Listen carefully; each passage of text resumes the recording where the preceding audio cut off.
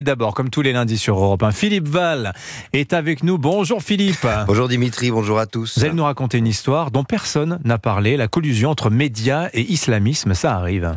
Oui, c'est assez stupéfiant. La semaine dernière, je me suis emporté au sujet du journaliste de France Info, Jean-François Aquili, mis à pied parce que soupçonné d'avoir imaginé, avant d'y renoncer, faire un livre d'entretien avec Jordan Bardella. Je m'étonnais de cette décision et de l'absence totale de la moindre trace d'un atome de présomption d'innocence pour un journaliste dont personne n'a jamais mis en cause la moralité. Or, même si cela m'est pénible, j'avoue que j'ai exagéré. Je dois dire que le cas Aquili est une exception Radio France. La rédaction de France Inter est, en matière de présomption d'innocence, plus encore qu'un modèle, un émouvant exemple à méditer dans notre monde où la délation est en passe de devenir une discipline olympique.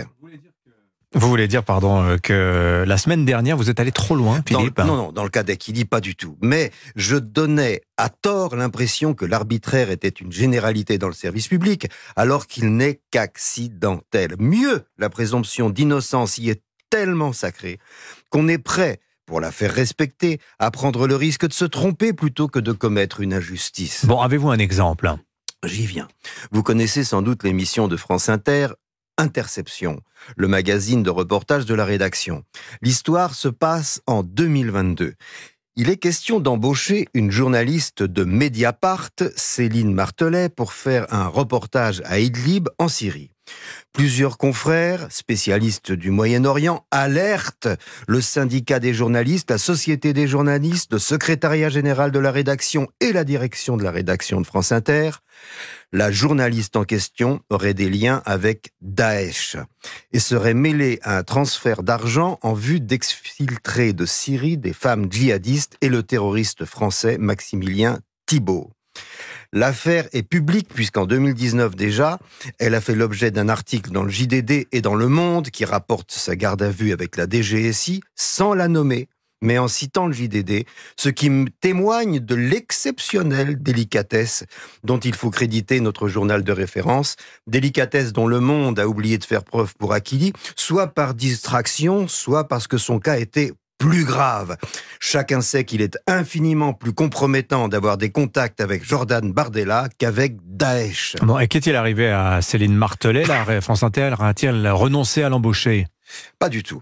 Les insinuations, les avertissements des collègues sont balayés d'un revers de manche et on signe un contrat en bonne et due forme à Céline Martelet qui part donc en Syrie pour le compte de France Inter. Elle en revient avec un reportage qui est diffusé le dimanche 24 avril 2022. On se met à la place des autorités de la rédaction de France Inter. Elle a le label Mediapart, qui équivaut pour le journalisme à celui du port-salut pour le fromage. Si c'est écrit dessus, c'est que c'en est. Un tel label, plébiscité par Sciences Po, ne pouvait qu'encourager à la présumée innocente. C'était un pari risqué, mais courageux. Mais pourquoi le pari était-il risqué? Parce qu'il est perdu. Une dépêche d'AFP nous apprend que Céline Martelet, vendredi dernier, a été condamnée par le tribunal de Paris pour les délits mentionnés à 12 mois de prison avec sursis et une amende de 10 000 € à payer solidairement avec ses complices. Son avocate annonce qu'elle compte faire appel, ce qui lui permet à nouveau et à bon droit de bénéficier de la présomption d'innocence, bien qu'elle ait fini par reconnaître au cours de l'audience être sortie du cadre de son métier. C'est pourquoi j'en resterai là ce matin.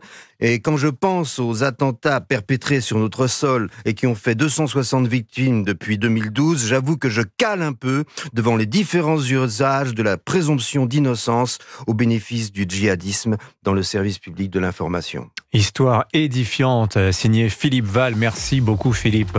Restez avec nous, on vous retrouve en tout cas lundi prochain, quoi qu'il arrive.